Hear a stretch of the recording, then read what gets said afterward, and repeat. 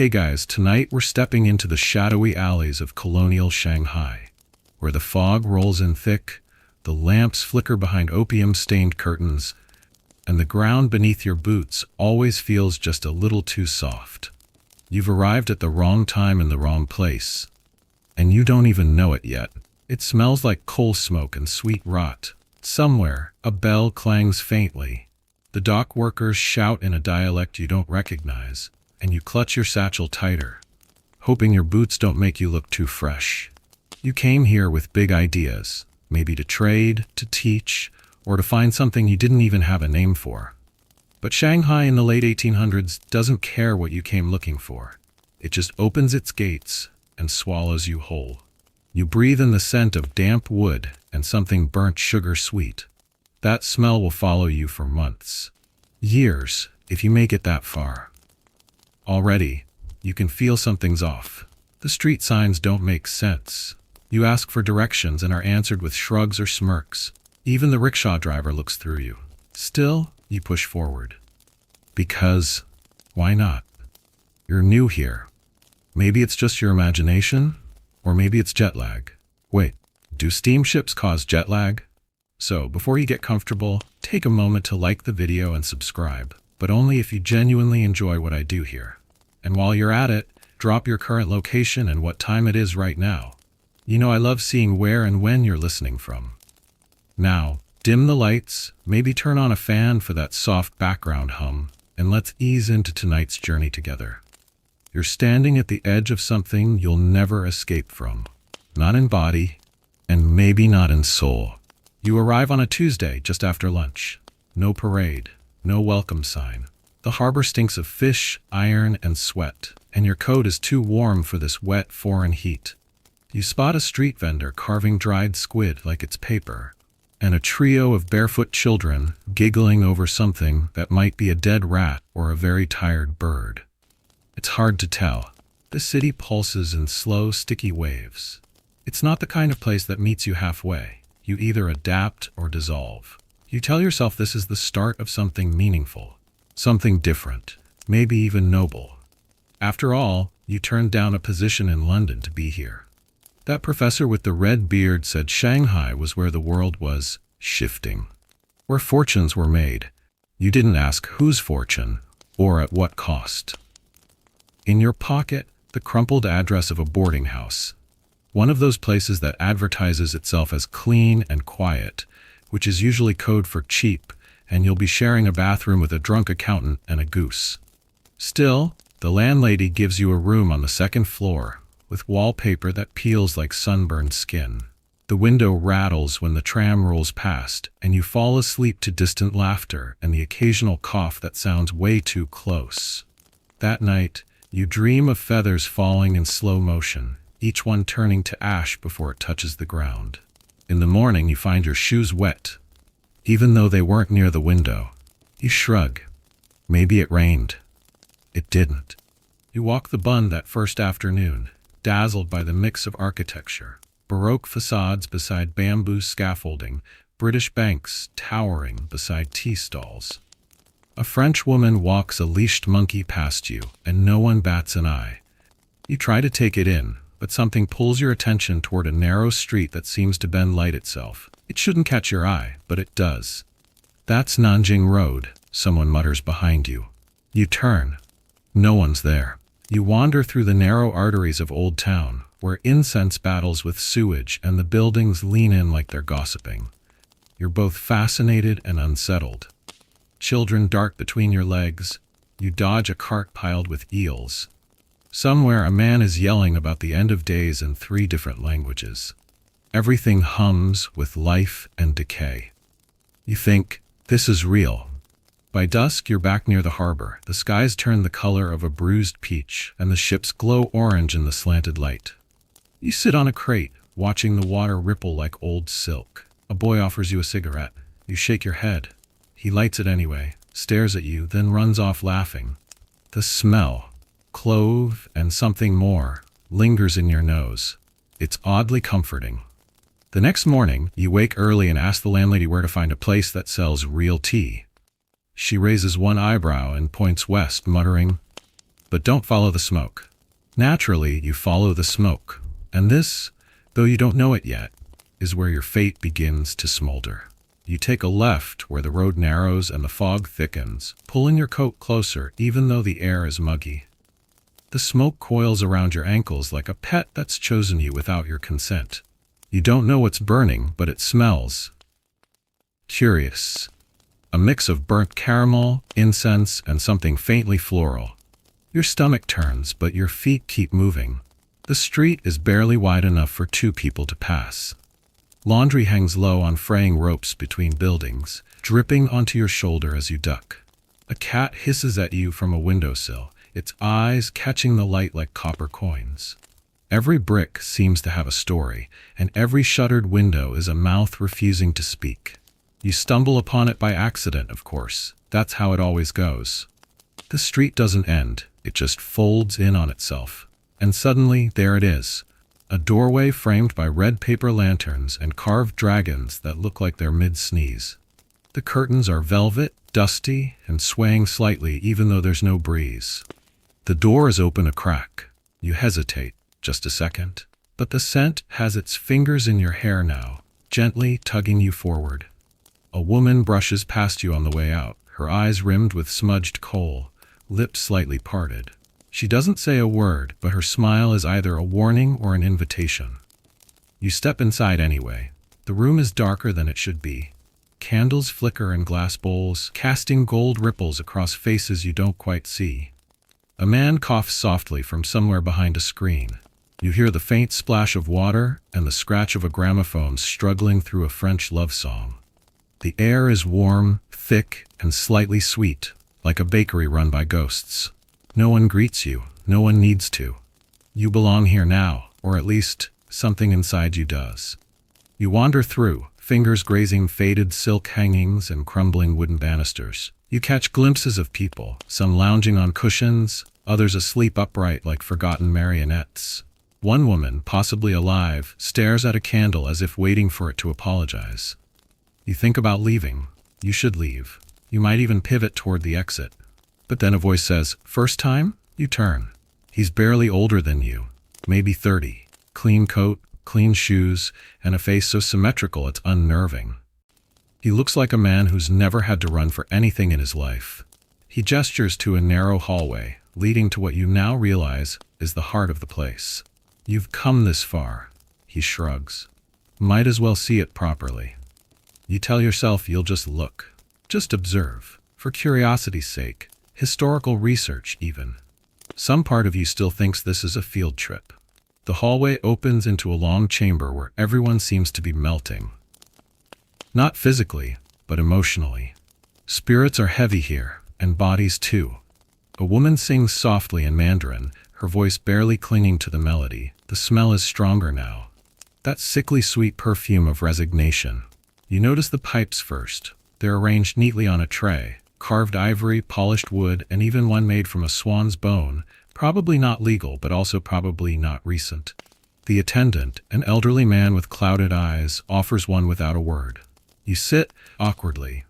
Your knees crack. Someone giggles behind a curtain. And here it is, the moment that doesn't feel like a moment. The opium is already packed into the bowl, dark and glistening like burnt honey. The man lights a slender taper and holds it steady.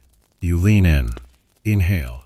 It tastes like everything and nothing. Molasses and metal, ash and flowers. You expect your lungs to revolt, but they don't. Instead they sigh, and so do you. The effect is not instant. That's the trick. It's slow, gentle, like a tide rising until your feet forget they were ever dry. The sounds around you soften. The weight of your coat becomes irrelevant. Your thoughts stretch like cats in the sun. Everything makes sense for once, even if you couldn't explain a single part of it. Time slides off your shoulders like rain. You look up at the ceiling, expecting to see paint or cobwebs, but what you see instead is a memory. Not yours. Someone else's. A child with a kite, a hand stroking a dog's ear, a stormy sea. The pipe clinks against the tray. Someone has taken it from you, though you don't remember letting go. Mainstream historians often focus on opium's geopolitical significance, how British merchants forced it on China to balance their tea trade deficits. But in places like this, that global chess game becomes a personal collapse. You're not thinking about trade policy now. You're wondering when your own name last felt real in your mouth. You lie back. The cushions are warm. A woman across the room looks at you and smiles like she's known you forever. She hasn't. But for now, that's enough. Outside, the city shrugs into night. Rickshaws clatter, dogs bark. Someone argues about the price of radishes. Inside, you sleep with your eyes open. Quirky detail? The British imported opium from India in crates stamped medical supplies, which, in a sense, wasn't technically false. Historians still argue whether the primary motive for flooding China with opium was economic desperation or simple colonial indifference. But down here, it doesn't matter. You're in the maze now. And no one leaves the maze the same way they entered. You wake up, but you're not sure when the dream ended. Or if it did. The ceiling above you is no longer a ceiling. It's just a pale blur, like someone smeared the sky with a wet cloth. Your limbs are heavy, but your thoughts are light. For a moment, you float between two realities, the one you remember and the one that seems to have replaced it overnight. You sit up slowly, the cushions sighing beneath you. The room is different now, or maybe it's just your eyes. The curtains are drawn tighter, the candles flicker lower, the faces around you are still, but not peaceful. One man slumps forward in a position that can't be comfortable, but no one moves to help him. You can't tell if he's sleeping or simply done. You rise, unsure if you're permitted to leave. No one stops you. No one even looks your way. The hallway back to the street feels longer, or you feel smaller. The door that once beckoned now creaks like it wants to warn you. Still, your legs remember what walking is. Outside, the world is far too loud. A vendor yells about melon seeds. Someone drops a pan with a crash that feels like it splits the sky. You squint against the light. It's not even noon. How is it still today? The street twists around you as you try to find your way back to the boarding house. You pass the same shop 3 times. A chicken crosses in front of you, glaring like it knows. Finally, you find the familiar chipped green door and climb the stairs on autopilot. In your room, you lie on the bed fully clothed, boots leaving streaks on the sheet. You stare at the ceiling, which looks nothing like the one from before. And yet, it keeps shifting in your mind, your memory already warping like damp wood. You tell yourself it was a one-time thing. A strange night, a curiosity. That's all. But the truth? You already miss it. By the 3rd day, you're walking without realizing where you're going. You catch yourself outside the same den. The lanterns are dimmer now, or maybe you're just more sensitive to the way the red light colors everything like bruises. You stand there for a moment, unsure. Then the door opens by itself. Of course it does. This time, you know where to go. The hallway feels shorter. The face is more familiar. You recognize the woman with the candle. She hasn't moved. You think you remember her name, but when you try to say it, your tongue stays still. The pipe is offered again. You don't hesitate. This time, the effect is faster. Your body remembers the shape of surrender. As you sink back, the room folds over you like a tide pool. You're drifting again, and now you don't mind. A British trader once wrote in his journal that the singular gift of opium is not pleasure, but the abolition of pain.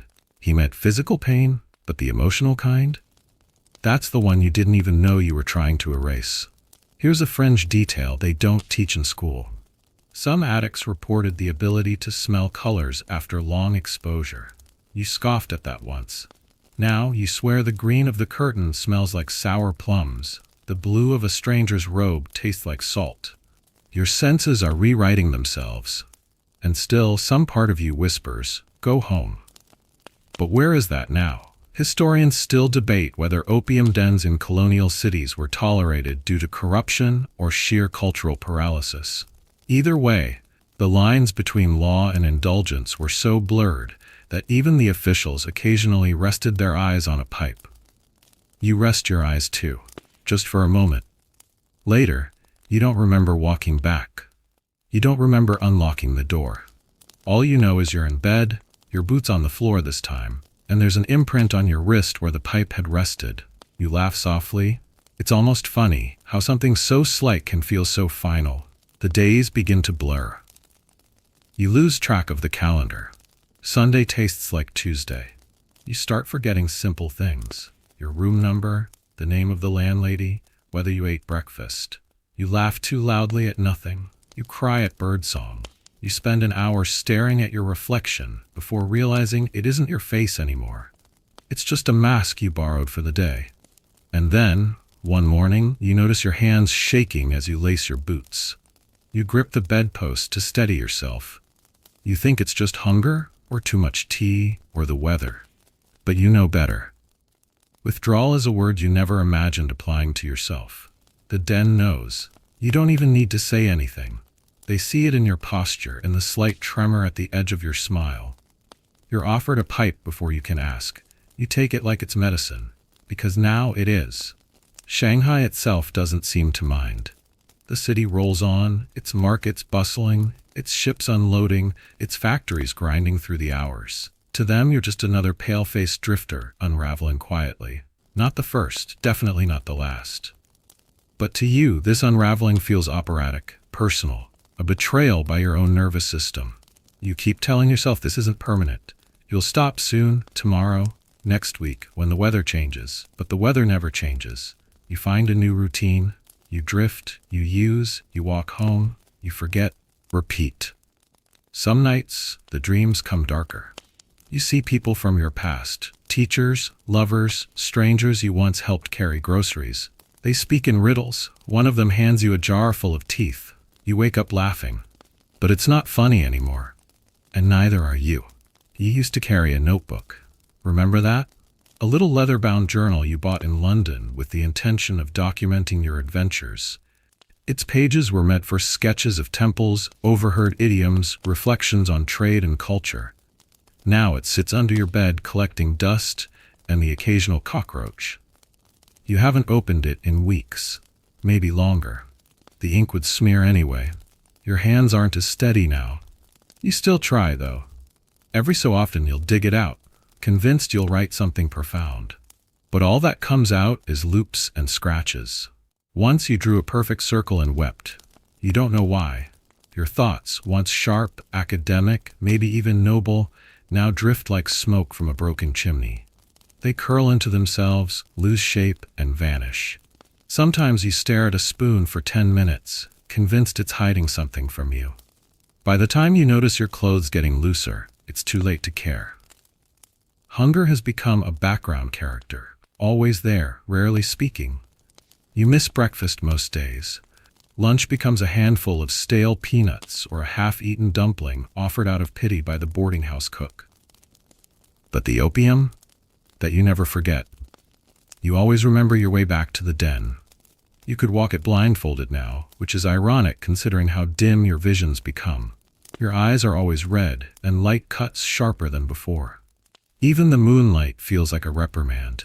You pass by shops and markets that once intrigued you. Now they seem distant, as though behind a pane of thick glass. You watch a man scold his son in Mandarin and wonder if your own father would recognize you now. Probably not. You don't even recognize yourself. One evening, after your fourth pipe of the day, you wander into a part of town you don't remember ever visiting. The streets here feel quieter, older, like they've stopped trying to impress anyone. You pass a tiny tea stall where an old woman with no teeth offers you something steaming in a chipped bowl. You sip out of politeness, expecting bitterness, but it tastes of ginger and, oddly, blueberries. She smiles at you without asking your name. For a moment, you feel almost human again. You don't go back to the den that night. Instead, you sit at the edge of a canal, watching ripples distort the lantern reflections. You try to remember your mother's face. You fail. You hum a song you think she once sang. It turns out to be a jingle from an advertisement. That's when you realize something frightening. Your memories are evaporating. Not all at once, but in little flutters, like old letters disintegrating in the rain. Mainstream historians often point to opium as a symbol of imperial exploitation, but no textbook can prepare you for this. The slow theft of self, the erasure not by force, but by fog, a fog you welcomed, even inhaled. The fringe detail? In some port cities, opium was taxed more gently than rice. You could get high for cheaper than you could eat. Some say it was intentional. Historians still argue whether those economic choices were calculated policy or just another case of empire being empire. The next day, you try to walk with purpose. You decide you'll avoid the den, just for today. See if you can. You last 6 hours. The headache starts just after lunch. A dull pressure behind your eyes. Then the sweat. Then the nausea. You tremble through the streets, your knees threatening betrayal with every step. You stumble into a food stall, try to order something, and throw up before it arrives. The vendor doesn't flinch, just shoos you away with the same gesture he might use for a stray dog. You limp back toward that red curtain doorway, whispering to yourself that this is the last time. That you just need a little to feel normal. That this isn't weakness, it's survival. Inside, the woman with the candle is gone. The man with the symmetrical face doesn't smile anymore. The elderly attendant no longer meets your eyes. They all know. But no one says a word. You sink into the same spot. The cushions remember you. The pipe greets you like an old friend. And within moments, the pain recedes. The world smooths over. Your shame unspools into silk and drifts out of reach. This, you think, is the new normal. You forget what it was like to wake up clear-headed, to eat a meal and taste every flavor, to laugh without coughing. You forget your own birthday. You forget if anyone back home even knows you're alive. You forget the way out. One evening, while half floating through a haze, you overhear two men discussing trade routes. One mentions the increase in opium shipments from India. The other laughs and says, "Business is booming. The ghosts are hungry this year." You wonder if he means people like you. You wonder if you're even people anymore. At some point, you stop sleeping. Not fully. You drift for hours, sometimes days, in a half-state where dreams and reality bleed together. You think you see your younger self watching from the corner of the room, disapproving. Or maybe just disappointed. You reach for him, but your hands pass through the air like smoke. You've become part of the wallpaper. There's a man who comes in every week at the same time. Wears the same gray coat, never speaks. He sits, uses, and leaves. One day, he doesn't get up. He's still, peaceful, eyes wide open. The attendants carry him out the back without ceremony. No one else flinches. You should be disturbed. But all you can think is, he looked calm. You wonder what they'll do when it's your turn. The next time you look in the mirror, something is missing. You lean in, eyes red-rimmed and unsteady, nose just inches from the cracked glass above the sink in the hallway. It's late, or maybe early. The corridor's oil lamp flickers like it's struggling to remember how to burn. And you, well, you're struggling to remember how to be you. There's your face, sort of. Same bone structure, same tired eyes, but something beneath the surface has gone quiet. The spark, the conviction, whatever it was, it's gone dull like a match soaked in tea. You open your mouth and try to say your name. Nothing comes out. Your boots feel heavier these days, not from weight, but from the drag of meaninglessness. Each step outside the den feels like an argument with gravity. But once inside, once you're lying on that cushion, pipe in hand, the world stops arguing with you. It just nods. And yet, something begins to shift. You start noticing the absences. Your neighbors at the boarding house. 2 are gone. 1 left in the night, leaving only a half-packed suitcase and a moldy pair. The other? Disappeared mid-laundry day. No goodbyes, no note. Just a pair of socks drying in the hallway for the past 3 days. You don't ask questions, no one does. One afternoon you stumble into a tailor's shop to escape the sun. The owner, an old man with clouded glasses, looks you up and down before muttering, "3rd this week." You blink. "Sorry?" He waves you off. Foreigners come. Big dreams, soft spines. You don't argue. He's not wrong. He offers you water. You take it. It tastes like pity. Back on the street, the city tilts. You reach for a wall to steady yourself and realize you're leaning against a British consulate building, polished brass plaque gleaming in the sun. You remember reading about how these colonial officials condemned opium publicly, then smoked it privately. A neat trick. Mainstream history books often gloss over this hypocrisy. The empire, after all, had to maintain its veneer. but historians still argue whether some governors really believed their own moral posturing, or if they simply played both sides out of habit. You wouldn't know. You're too busy trying not to collapse. Back in the den, you notice a new face. Young man, maybe 19, blonde, shirt still tucked in, still saying excuse me when he bumps into people. Still thinking he'll be the one to outsmart the smoke. You watch him like a ghost previewing its replacement. That night, the world slows in a way that feels different. Not dreamy, dizzy, not soft, sour. The pipe slips from your fingers, and for a second you think the floor is breathing. You try to stand. Your knees buckle. The attendants lift you like a sack of grain, carry you to the back. You hear someone mumble, "Not the first today," and someone else whisper, "Give him the tea." They pour something hot between your lips, bitter, earthy, like tree bark and old guilt. You gag, but it helps, sort of. Enough to open your eyes, enough to remember where you are and who you aren't anymore. You rest there for hours, flat on your back, staring at the ceiling beams like they're bars. You can't move, but your mind runs laps. You think about your first day here, the harbor, the tea stall, the girl with the coal-lined eyes. Was any of that real? Or did your brain just stitch together a story to comfort itself while you slipped under? You try to hum the tune you once mistook for your mother's song, but it comes out as a wheeze. Eventually the dizziness fades. Or your ability to notice it does. You rise, you go back to your cushion. You don't speak. Neither does anyone else.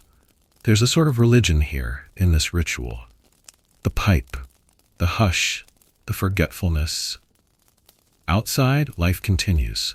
Trams screech, factories chug, children laugh. Somewhere, a wedding procession winds through the market streets, musicians banging drums so loud you can feel it in your bones. You sit through it all, unfazed. Just another hour. Just another pipe. Quirky fact for you. In some dens, regular customers had preferred pipes, labeled with their initials, like a personalized coffee mug, but tragic. You haven't earned one yet. Maybe that's a good thing. The next morning, you wake to find a note slipped under your door. It's unsigned. You are dissolving. You should decide if that's what you wanted. You don't know who left it. The handwriting is neat, angular. You stare at it for 15 minutes before folding it gently and placing it between the pages of your journal. The same one you stopped writing in weeks ago. It's the only new thing inside it. That day, you try something strange. You stay out. You wander. Not aimlessly this time, but intentionally. You visit the old tea stall. The woman isn't there. A boy serves you instead. He says nothing but pours the same gingerberry concoction. You nod. He nods back. You sit, sip, breathe. You still feel the ache, the craving, that low buzz in your spine for the fog, but you also feel the sun, the way it brushes your skin. You notice a child chasing a dragonfly, a dog scratching behind its ear, a man carving characters into wood with terrifying patience. You feel, for a flicker, alive, but only for a flicker. By sundown, the world starts pressing again. The weight returns, the tremble, the need. You resist. For a while. But when the streetlights blink on and the fog thickens, you find yourself once again before the door. You don't knock. You don't hesitate. You just enter. And the city sighs with you. You lose count after 20 visits. Or maybe it was 50. Days no longer come with names. They just arrive, damp, pale, and barely distinguishable from the last. You begin to recognize your fellow ghosts not by their faces, but by their coughs, their footsteps, the way they hold the pipe like a violin or a weapon or a prayer. And that's when you meet him. He lives upstairs. You don't learn his name. No one uses names here. But you know him by the sound of his shoes. Polished, slow, and deliberate. A British man, tall, groomed like a wax figure, always dressed in linen that stays crisp even in the humidity. He looks like he walked straight out of a colonial portrait, frame and all. He doesn't smile, but he nods at you once. That's enough. One day, as you lie back in your usual spot, he enters the den like he owns it. And in some ways he does. The attendants defer to him. Even the candlelight seems to lean slightly toward him. He doesn't sit on the cushions. He gestures and a chair is brought. Not a fancy one, but still. Wooden back, straight spine. Like it's a throne compared to your mattress on the floor. You watch him inhale. He makes it look elegant, like sipping wine at an opera. No cough, no slack jaw, just serenity. You wonder if you could be like that. Controlled, chosen. Instead of this desperate creature you've become, feeding on the smoke like it's love. Later, when he speaks, his voice is silk-soaked in gin. "Young man," he says, "not even looking at you. Don't flatter yourself. It doesn't make you deep, it makes you dull." You blink. "What?" He leans over, pipe dangling from his hand like a scepter. Opium doesn't unlock the soul, it dulls the blade. But some of us enjoy a blunt instrument now and then. Then he stands and leaves. You don't see him again for a week. In that time, you begin to notice how others treat him. Respect tinged with fear. The den's attendants serve him first. He always has the freshest pipe. Some say he used to work for the East India Company. Others claim he has a private supplier and funds the whole operation. Historians still argue whether such colonial figures were drug lords in disguise or simply high society addicts with impeccable connections. You just know he doesn't tremble the way you do. You're not jealous. Not exactly. Just curious. You ask around, quietly, so no one thinks you're challenging anything.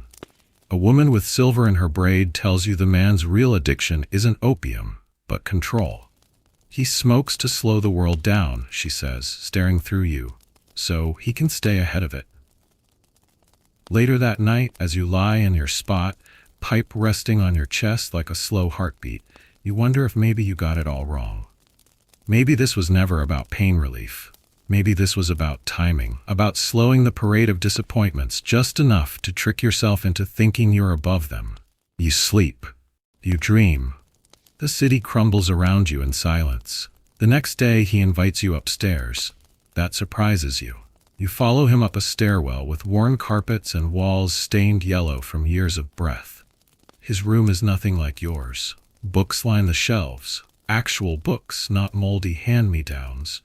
There's a desk with a fountain pen, a framed photograph of a woman you assume is either dead or long divorced. And maps. So many maps. Rolled, tacked, pinned, spread like arteries across the room. The whole world dissected. He pours tea. You drink. It tastes like burnt roses and ash. "I assume you're not planning to stay in the city forever," he says. You shrug. "I wasn't planning to stay at all." Yet here you are. You try to laugh. It comes out more like a wheeze. He watches you with the same stillness as a snake sizing up whether to strike or slither away. Then he says, "You know what the Empire likes most about opium?" You shake your head. "It keeps people too sleepy to rebel." He stands, walks to the window, opens it, lets the sound of street vendors and tram bells and coughing children pour in. "Smoke enough of this," he murmurs, "and you'll forget what it meant to stand for anything." You want to argue, but you're too tired, too fogged. He smiles at that. See? You never go back to his room after that, but you think about him often. Back downstairs, the den resumes its rhythm. Breaths in, breaths out. Soft moans and sighs like the inside of a chapel where all the prayers are muffled by resignation. You begin to hear music that no one else seems to hear. A distant piano, a slow violin. Not haunting, not beautiful, just persistent, a background hum to your undoing. Mainstream history refers to places like this as dens of vice, yet they were often visited by poets, doctors, soldiers, even priests. Not all were addicts, some just wanted silence. A break. The fringe detail? There are journals written by missionaries who, after visiting an opium den to witness sin, returned weekly, always for research. Sure, research. You think of that now, as your own spiral feels less like a fall and more like a lullaby. You've stopped fighting it. And then one evening something changes. The pipe tastes different, metallic, bitter. The cushions feel hard. Your fingers won't stop twitching. You excuse yourself. You stumble into the alley behind the den and vomit into the gutter. The stars spin overhead like coins tossed into water. And for the first time in weeks, maybe months, you feel something sharp. The flicker of panic. Maybe, just maybe, you've gone too far.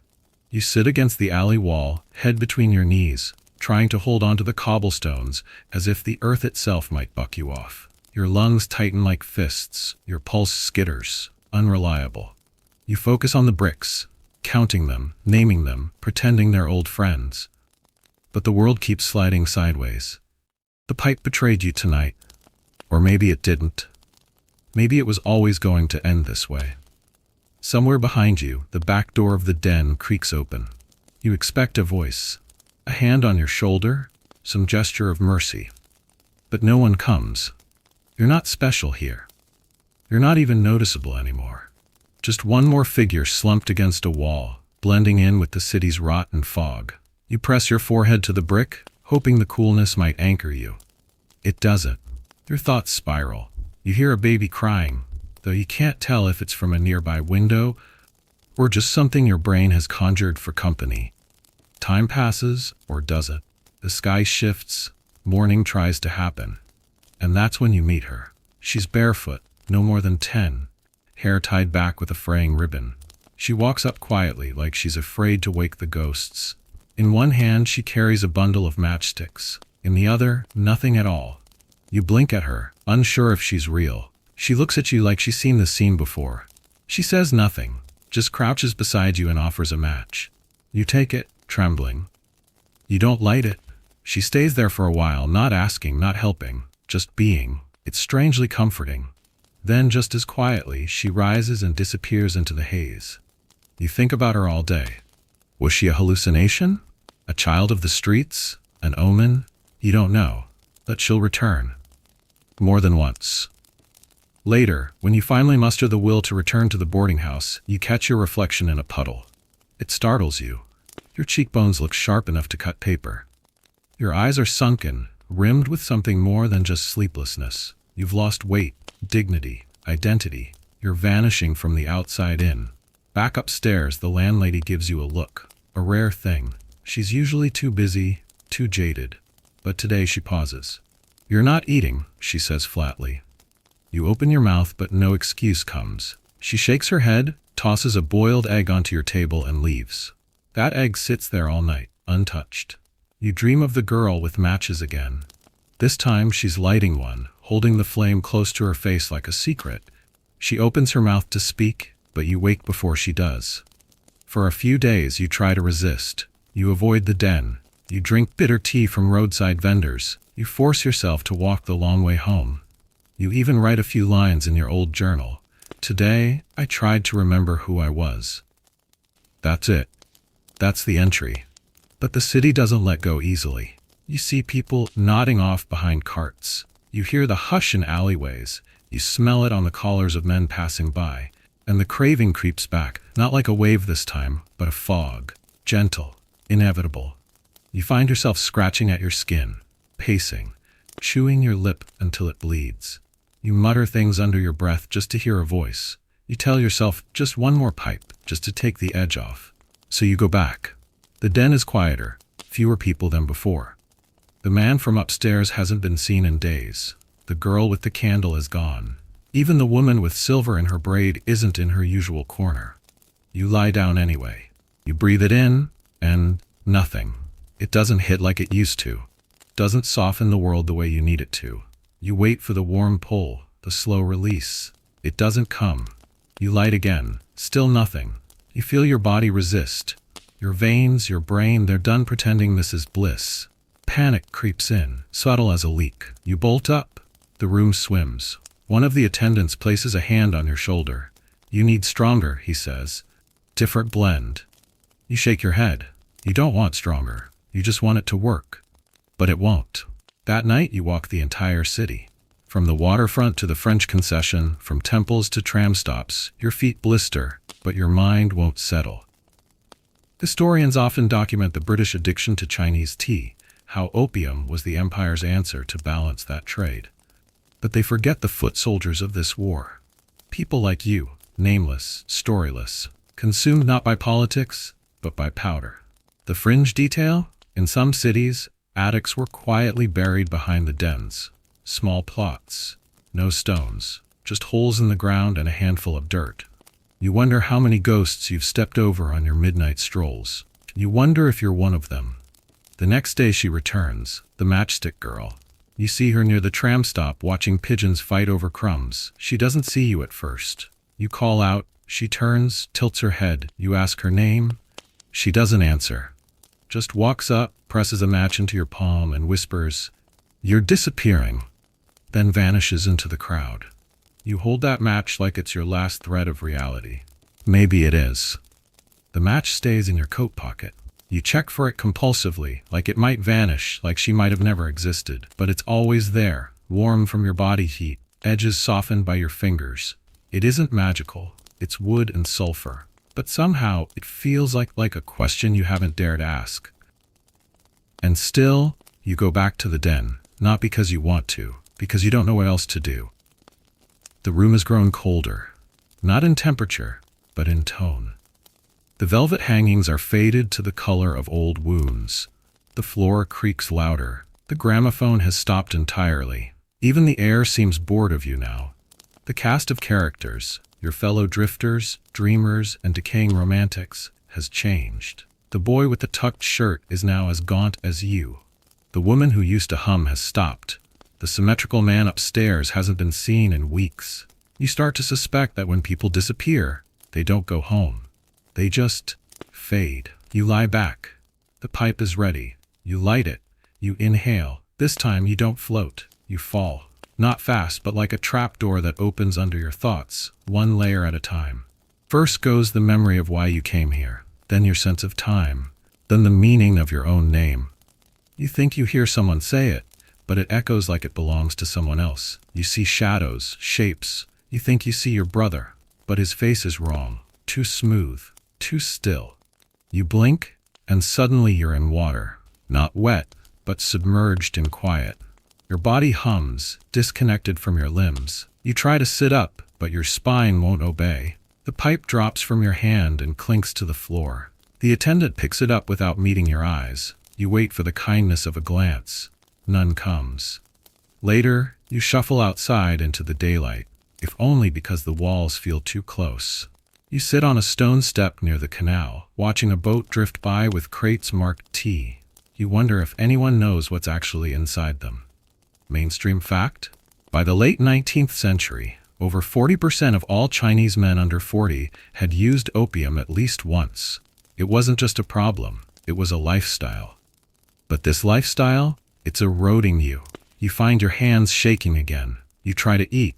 You manage half a steamed bun before gagging. You wash it down with tea and pretend it helps. You hear music, a stringent instrument played badly, somewhere down the block. It reminds you of childhood, of Sunday afternoons, of windows open and soup simmering.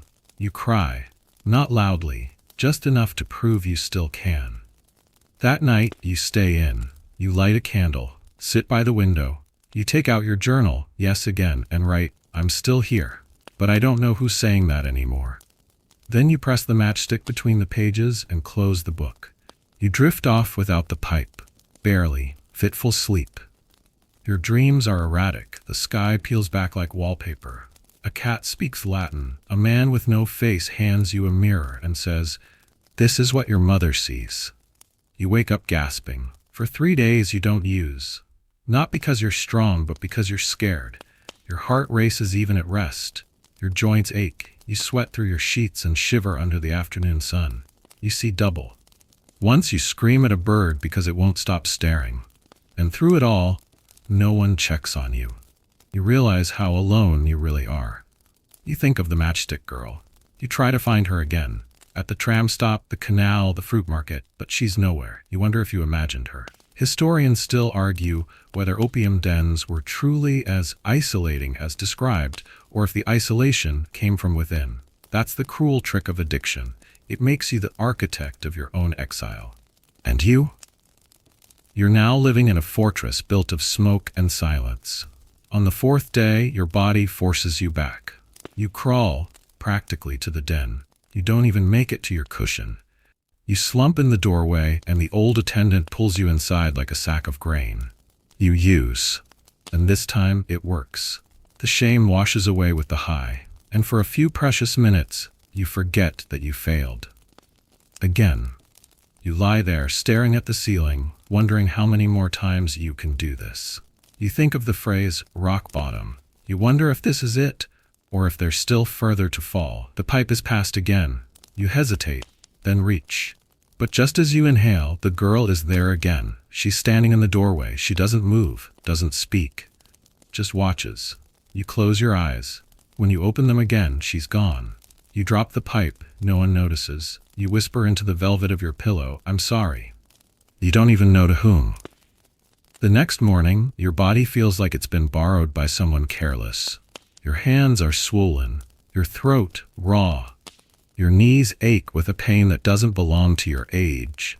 You shuffle down the hallway like a man 4 decades older, pausing halfway down the stairs because your breath has wandered off without you. You need sunlight. The city greets you with its usual indifference. The streets pulse with trams and traders, smells of fish and coal, oil and perfume. But you're no longer part of it. You're not invisible. You're see-through. The butcher sees you and looks away. The child with the yo-yo pauses, frowns, and moves on. You pass a mirror in a shop window and freeze. There's someone standing there who resembles you only vaguely. His eyes are rimmed in yellow. His posture's collapsed inward, like shame and exhaustion got together and built a spine. His coat hangs on him like it's given up. You raise your hand. So does he. Yep, still you. You keep walking. Eventually you find yourself back at the Bund, the great promenade of pride and progress. You remember standing here when you first arrived, full of ideals and illusions. You remember the glitter of opportunity, or what you thought was opportunity. Now it all looks like scaffolding over a sinkhole. You sit on a bench. A missionary in a crisp suit hands you a pamphlet in English. You glance at the title, "Clean Living in the Light of Christ." You don't laugh. You just hand it back. The man blesses you anyway and walks off humming a hymn that sounds vaguely like a funeral march. You notice your hands trembling again. You need the pipe, but you also don't. And that in-between is the most unbearable part. Mainstream historians sometimes depict opium users as either villains or victims. But the truth is messier. Most were just lost people, misplaced in history, bystanders to their own unraveling. You are now one of them. You sit there until sunset, watching the sky bruise itself into orange and violet. At some point a boy walks past juggling apples. One drops. He offers it to you. You take it with a quiet nod. It's the first real food you've eaten in days. That night, you dream of walking into the den and finding it empty. All the cushions gone, the candles snuffed, the walls bare. You stand alone in the middle of the room, waiting, but nothing comes. No pipe, no music, no escape. You wake up before dawn, slick with sweat. You go downstairs and sit in the courtyard. The air is cool, the sky still undecided. You take out your journal, open it to a blank page, and stare. Then you write, "The drug gives, then it takes, now it's only taking." You consider underlining it. You don't. Later that morning, you return to the den, but not to smoke. Not yet. You sit near the entrance, watch others come and go. You observe the choreography of decay, the slow, predictable rhythm. You notice who speaks and who doesn't, who's new, who's been here too long. You see a woman drop a hairpin, stare at it, then leave it on the floor like it's part of the furniture. You recognize a pattern. Everyone is circling the drain, some faster, some slower, but no one's getting out clean. A man collapses in the hallway. 2 attendants drag him away, muttering about weak hearts and bad blends. Someone asks, "Will he be okay?" The response, "He will be gone." You don't ask where. You find your usual cushion, sit, but don't lie down. The pipe is offered. You wave it away. The attendant blinks, then shrugs and walks on. You sit for hours. No high, no haze, just the quiet buzz of your own survival instincts kicking in like old machinery. Eventually you do leave. The streets feel louder than before, sharper. The girl with the matches appears again, at the edge of a food stall, chewing on a plum. She sees you, approaches, holds out a fresh match. You shake your head. "I still have the one you gave me," you whisper. She nods, solemnly. "Use it when you stop forgetting." Then she walks away. You don't know what that means yet, but it feels like a riddle wrapped in mercy. Historians still debate whether the match girl is based on a real child who sold fire starters in Shanghai, or whether she's a myth, an embodiment of all the city's discarded souls. But when you see her, you stop caring what's true and what's metaphor. She's more real than most people you know. That evening, you do not return to the den. You sit in your room, light the candle, watch the flame flicker and dance, and for the first time in a long while, you breathe without crutches. You wake up before the sun does. No pipe, no haze, no artificial softness. Just the raw, aching truth of morning pressing down on your lungs like a forgotten memory. Your first thought isn't panic. It isn't craving. It's confusion. The kind that comes from being surprised you woke up at all. The room is quiet. The city hasn't stretched yet. There's a lull, an in-between hour where even the trams seem unsure of themselves. You sit up slowly, blinking at the unfamiliar clarity. Your heart taps a nervous rhythm against your ribs, not from withdrawal this time, but from some tender unfamiliarity. The silence inside you feels earned. Your limbs are stiff, but your breath is steady. For once, you don't immediately search for the pipe. You don't flinch at the shadows in the corners. You simply sit, hands on your knees, eyes open. And for a fragile moment, you're just present. A window creaks open down the hall. Somewhere, a kettle whistles. Life continues. You get dressed, slower than usual. Not out of weakness, but deliberateness. The coat still hangs loose on your thinner frame, but you button it anyway, like a gesture of self-respect, a small rebellion against your own erosion. Outside, the city is wrapped in the soft gray of early dawn. Buildings crouch in the fog. Even the neon signs haven't dared blink yet. The sky isn't empty, it's just holding its breath. You walk east, not toward the den, not toward the river, just away. Your legs take you down a street you haven't seen since your earliest days here. The market stalls are just beginning to stir. A sleepy boy sweeps red chili seeds into the gutter. A woman unloads bunches of green onions from a bamboo crate. The scent hits you hard. It's sharp, clean, real. You pass a mirror in a shop window. Pause. There you are, still gaunt, still pale. But your eyes are different. They're not pleading anymore, not vacant, just tired and watching. It's enough. You keep walking until you reach the old stone wall near the school courtyard. You don't remember the children's names. Maybe you never knew them. But their laughter rings out anyway, pure, unself-conscious noise spilling through the fog like music from another life. One girl with ribbon braids runs up to the fence and asks, "Do you want to play?" You laugh, startled by the sound of your own voice. "Too old," you tell her. She shrugs, "Then watch," and runs back into the fray.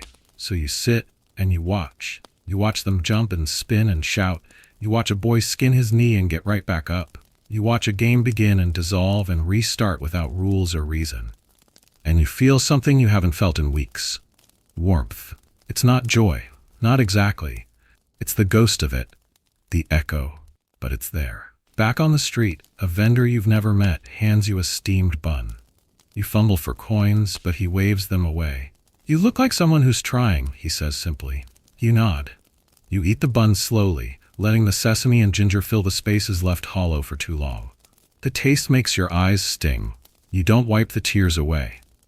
Later, you sit by the canal, watching lanterns float past like drifting thoughts. You take out your journal, not to scrawl nonsense or regret, but to write something new. You title the page, "Things I Still Remember." 1. My brother's laugh, especially when he couldn't stop. 2. My mother's perfume, clove, vanilla, a little sadness. 3. Ginger tea on a rainy day. 4. The street where I learned to ride a bicycle. 5. The way I felt standing on the dock the day I arrived here. 6. The first time I realized I was lost. 7. The second time I chose not to be. You stare at that last one. Let it settle. Let it scare you a little. Then you reach into your coat pocket and pull out the matchstick. Still there. Edges rounded from weeks of being held, touched, doubted. You press it gently between the journal pages and close the book. And then you walk. You walk without hurrying, without aim, just to move. You see the city through new eyes, ones no longer half-clouded by fog or desperation. It isn't cleaner. It isn't kinder. But it's clearer. The trams clang, the shopkeepers shout, life spills over itself. And for once, you are not separate from it. You are inside it. You return to the boarding house at sunset. The landlady looks at you without suspicion. She even nods. It's the closest she's come to a smile. She offers a bowl of congee, plain and warm. You eat every bite, You sleep early that night. No pipe, no fever, just blankets and the sound of rain on tile. Your dreams are different now. No more crumbling ceilings, no faceless men, no cities folding in on themselves. Just a memory of a lake from your childhood, the water still and silver, your hands skimming the surface, feeling coolness and weight. You wake before dawn again, the air smells like morning, and you write one more line in your journal. 8. I want to stay awake. You carry the book with you now, everywhere, not as a crutch but a mirror.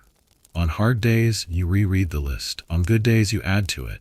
You pass the den only once this week. It's still there. Of course it is. The curtains still flutter. The shadows still beckon. But they don't own you anymore. You pause across the street.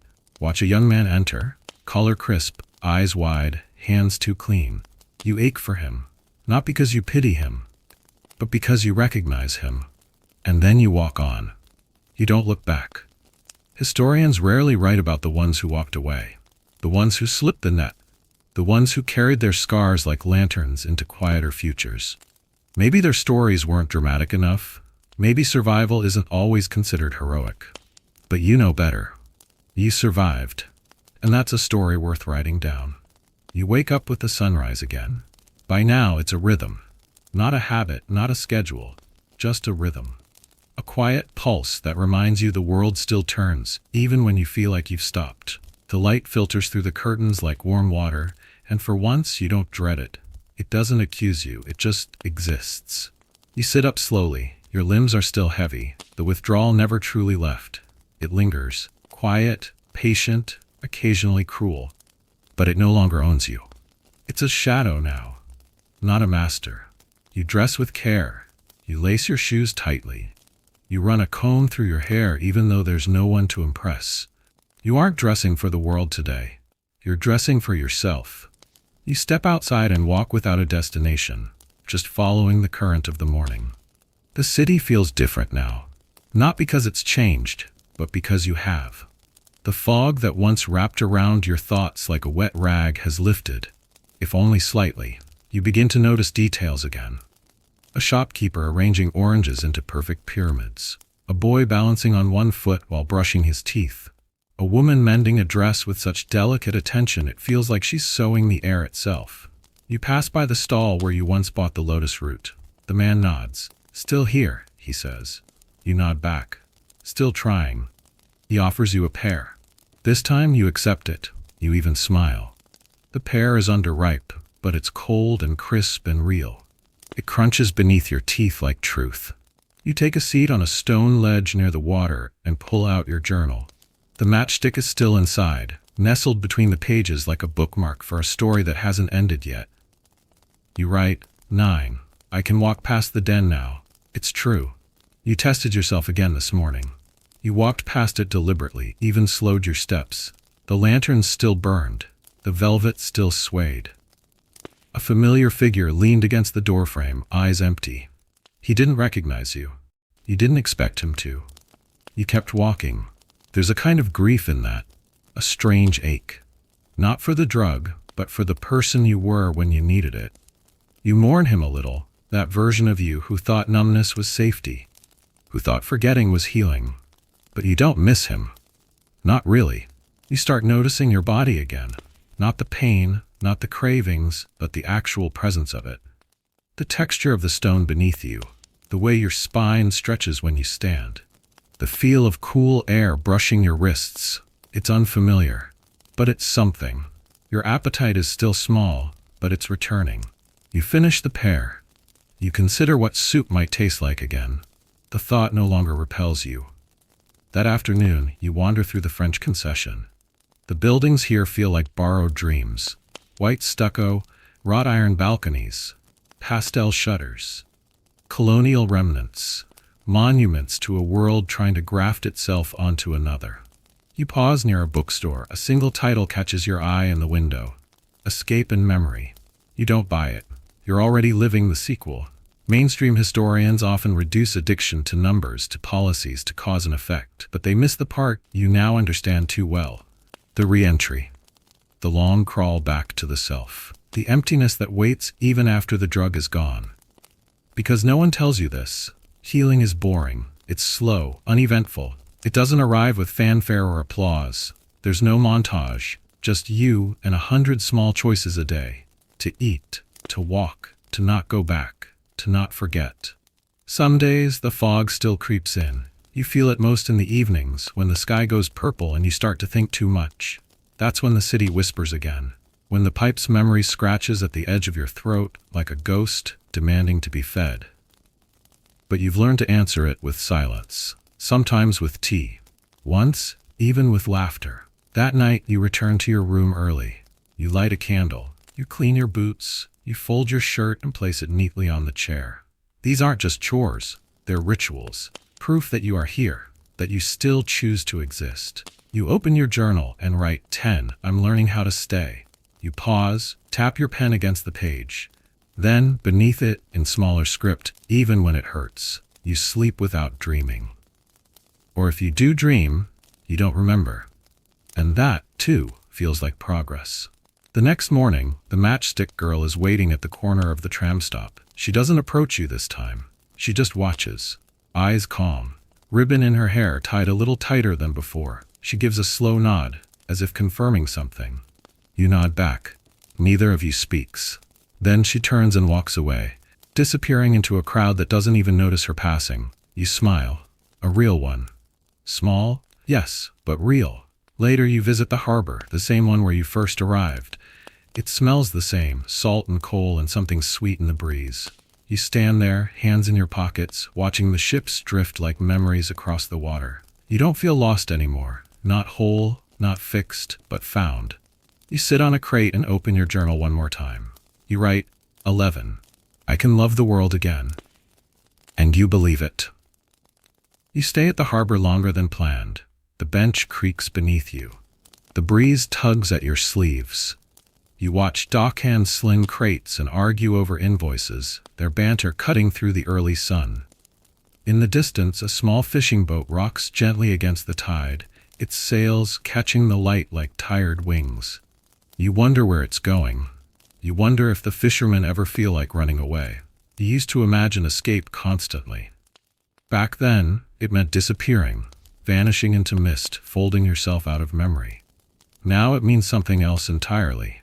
Now escape means returning to your body, to your choices, to the world, for better or worse. You run your hand along the edge of the wooden bench. A nail juts out near your thigh. You press against it lightly. Not enough to break skin, just enough to remind yourself that you're still solid. Still here. There's a street musician nearby, playing something slow on a flute. He's off-key in a way that makes the tune feel more honest. His hat has only a few coins in it, but he plays with a soft dedication. You nod at him on your way past. He nods back like he's been waiting for that all morning. You buy a steamed yam from a cart, burning your fingers slightly as you peel it open. The sweet warmth makes you blink unexpectedly.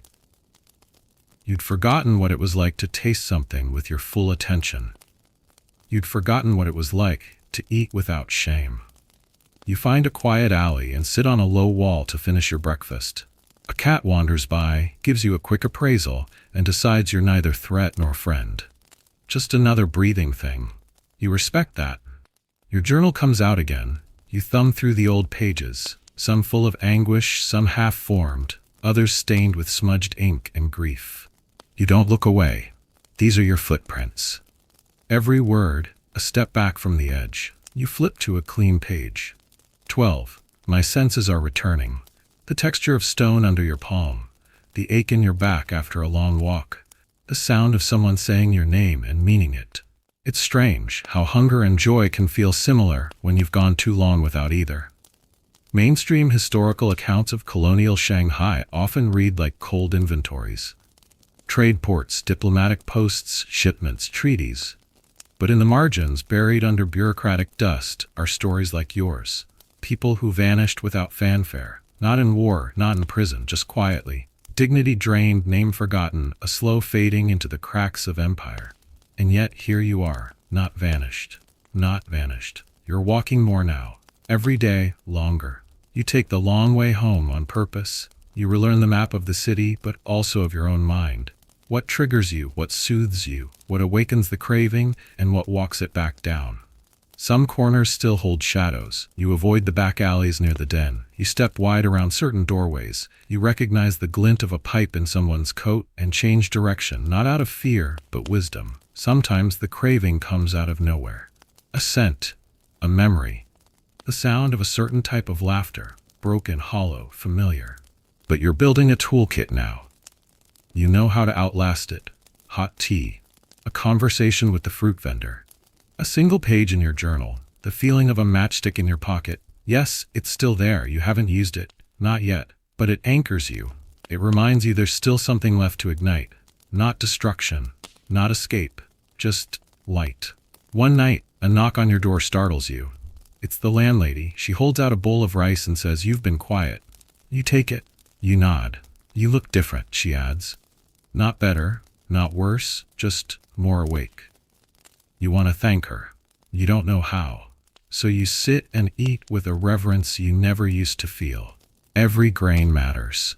Later, you walk to the bridge over the canal, the same one you once stood on while feeling like a ghost. Tonight, it feels different. The water is higher. The air is clearer.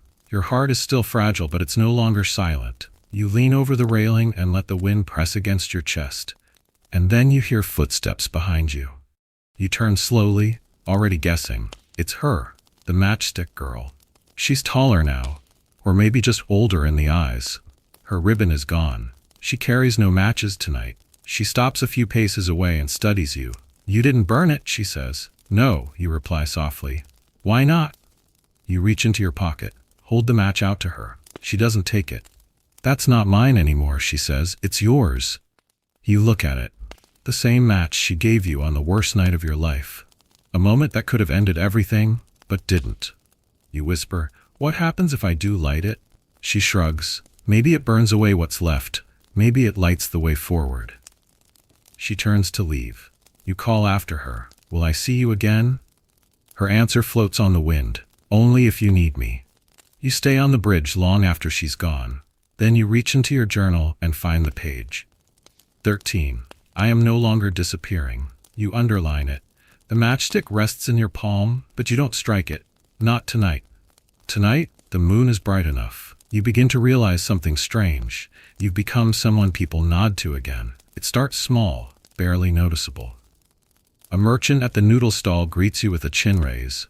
A shoe shiner says, "Morning," without irony. Even the postman offers you a polite, wordless glance that says, "You exist." You never knew how much you'd missed that. You're not fully back. Not yet. There are still nights when your hands twitch and your bones ache like they're arguing with memory. There are still mornings where you wake with sweat pooling in your collarbone and your teeth clenched tight against some invisible scream. But more often than not, you win the day. Or at least survive it. This is something, you think. Maybe it's everything. You carry your journal everywhere now. Not out of fear of forgetting, but because you're finally remembering. You write at the edge of fountains, at tea shops, under willow trees. Sometimes people ask what you're writing. You always say, "Just stories." No one asks further. That's the beauty of Shanghai. It's too busy to be curious unless curiosity profits someone. One afternoon, as you're writing near the edge of a lotus pond in a forgotten courtyard, a man sits beside you without invitation. He smells faintly of cloves and rain. "You're the one who left the den," he says. You don't answer immediately. You just nod. "I used to see you there," he adds. "Didn't think anyone could leave that place." You look at him now. Really look. He's younger than you, maybe, or older. It's hard to tell with people who live close to the edge. He has the look, eyes that have seen too much, and a posture that apologizes to furniture. "I didn't think I could either," you say. "Was it hard?" You smile, not because it's funny, because there's no other response. It still is. He nods, looking out at the water. "You think there's a trick to it?" he asks. "Getting out?" You consider that. Then you shake your head. No trick, just time, and pain, and waking up every day willing to try again. He exhales. It's not a sigh, it's something older than that, a grief breath. Then he gets up and walks away, leaving nothing behind but the echo of your own journey. Mainstream histories often highlight the fall of addicts, the scandal of vice, the collapse of discipline, but they never focus on the ones who lingered just long enough to crawl out. As if survival isn't worth documenting unless it comes with medals or miracles. But you know better now. Healing doesn't make headlines, it makes space. That night, you find yourself at the edge of the French concession again. The houses glow with warm oil lamps and the smell of bread drifts through the shutters. It reminds you of somewhere you can't name, somewhere your lungs remembered before your mind did. You stop outside a bakery and stare at a loaf of red bean bread. The shopkeeper inside waves at you. You hungry? You nod. He pulls out a chair and pours tea before you can ask. "I've seen you pass by," he says. "You look more solid these days." You chuckle. "That's the nicest thing anyone said to me." He pushes a small bowl of candied nuts toward you. "I don't sell these. I just like to share them." And so you sit, eat, talk, or don't talk. Sometimes silence says more than questions ever could. Eventually, you tell him a little of your story. Not all, not the worst parts, but enough. He listens without interruption, just occasionally nodding as if he already knew. Maybe he did. Maybe he's seen 100 like you. Before you leave, he offers you a bag of leftover rolls. "For tomorrow," he says, "just in case." You accept it with both hands. You walk home under a street lamp that flickers every 10 seconds. On, off. On, off.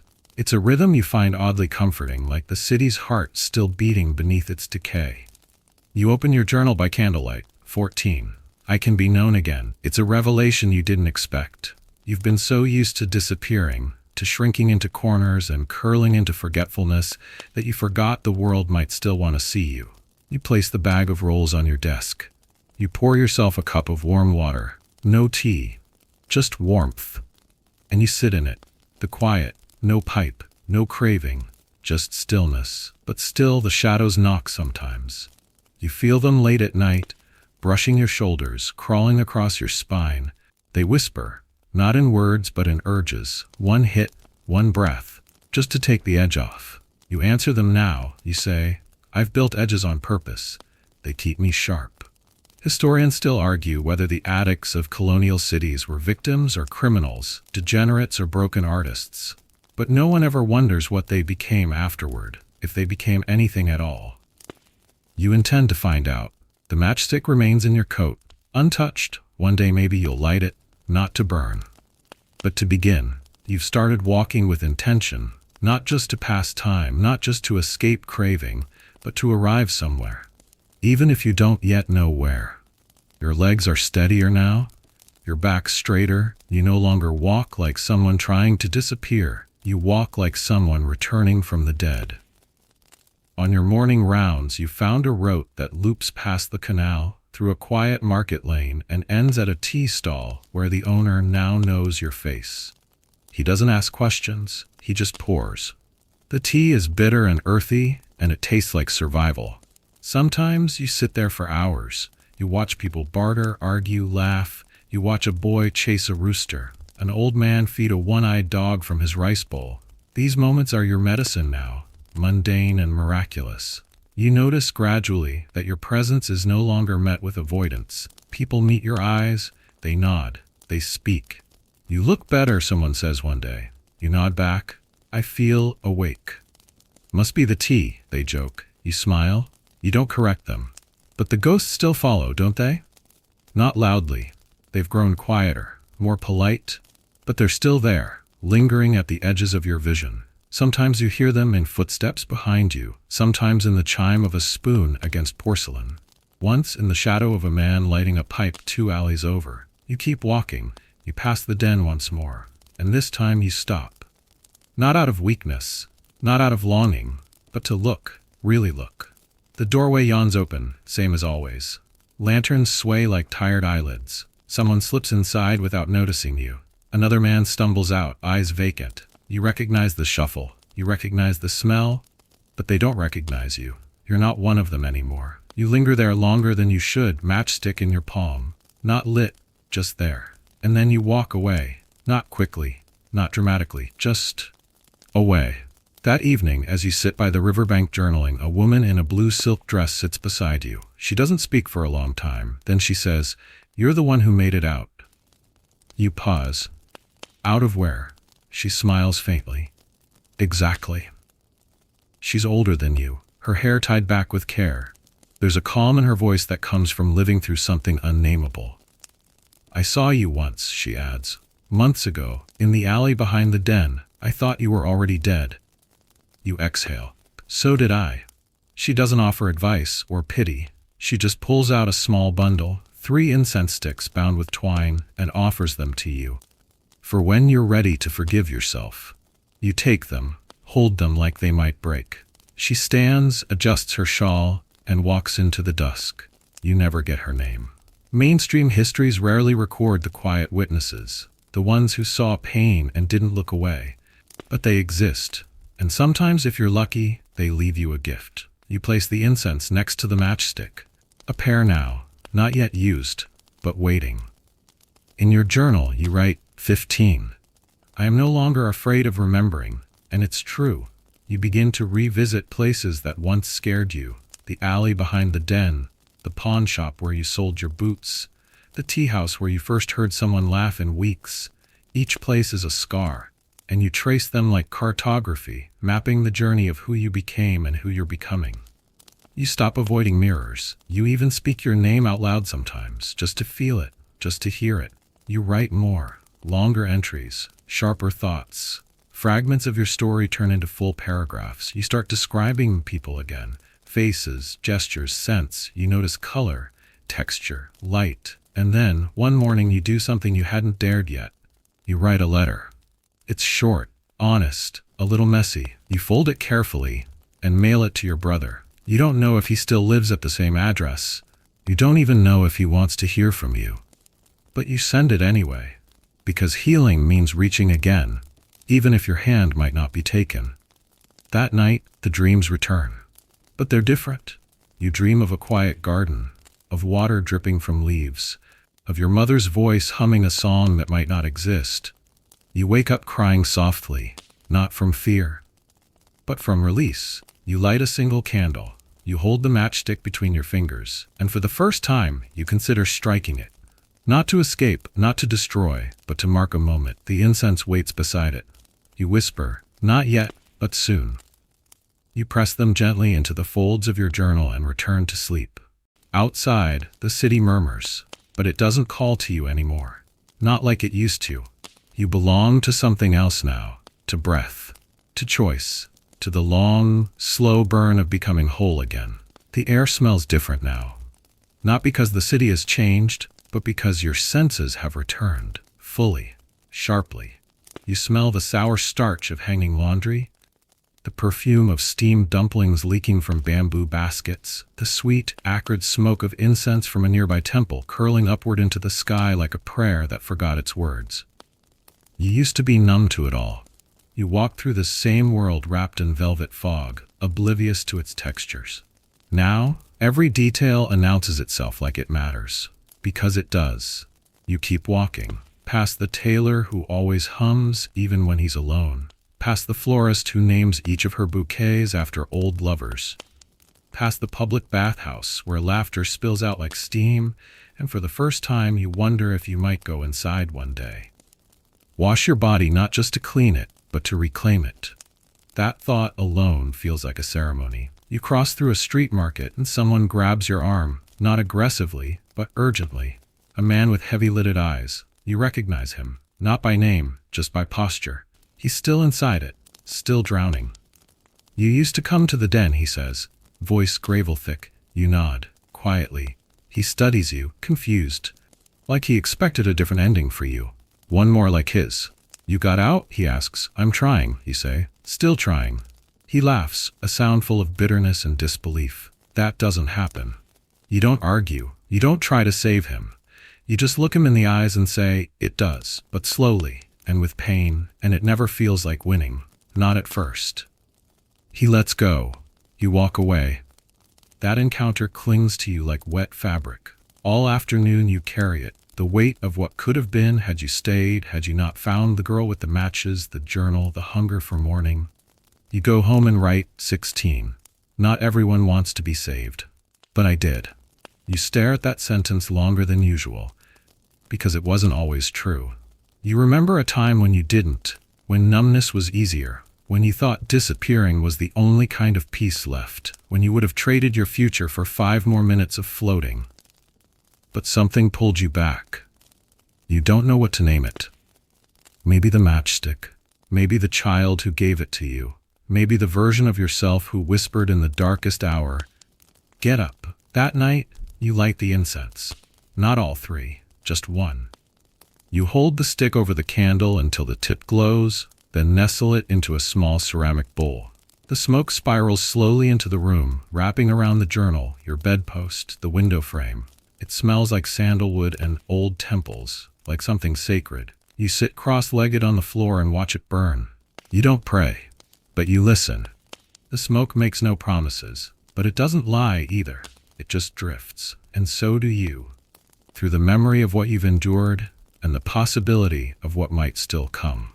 Mainstream histories always talk about the economics of opium, the treaties, the profits, the political implications.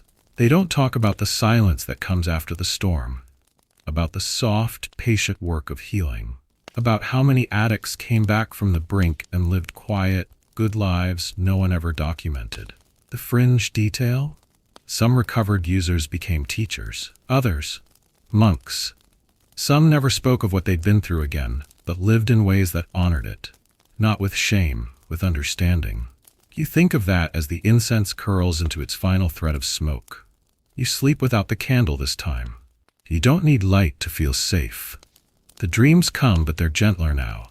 You're back in the tea shop. The owner tells you a joke. You laugh too hard. A dog barks in agreement. Someone sings, and you finally sing with them. In the morning, you wake to a letter. The envelope is thin, stamped from your home country.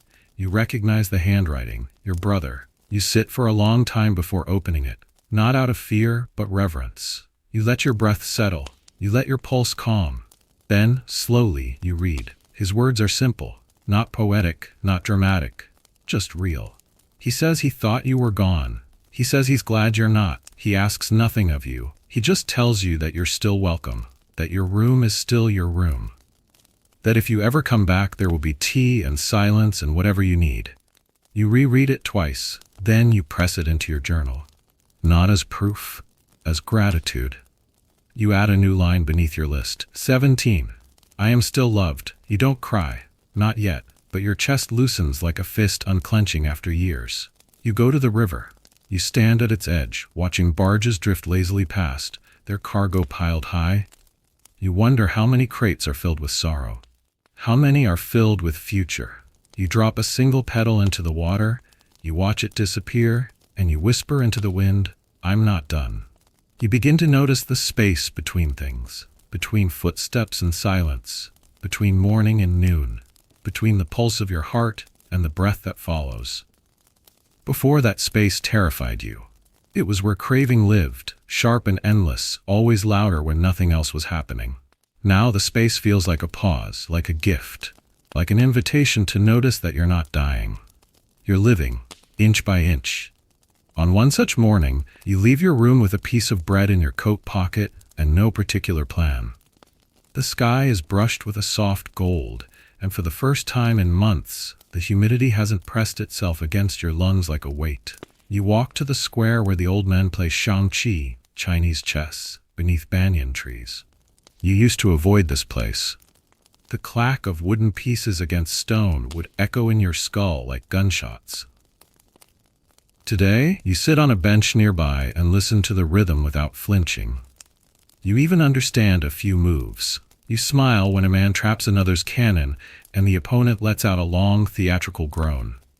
You don't speak. You just nod when he glances your way, and he nods back. It's the kind of moment you used to think was lost forever. Something small, mundane, harmless. But here it is, stitched back into your life without fuss. Healing doesn't always arrive with fanfare. Sometimes it sneaks in through a sideways glance and the sound of someone grumbling over chess. Later, you pass a small temple. You've passed it 100 times but never gone in. This time, Your feet turn before your mind does. The inside smells of sandalwood and ash. Bells chime faintly from somewhere deep within. You stand quietly before a statue you can't name.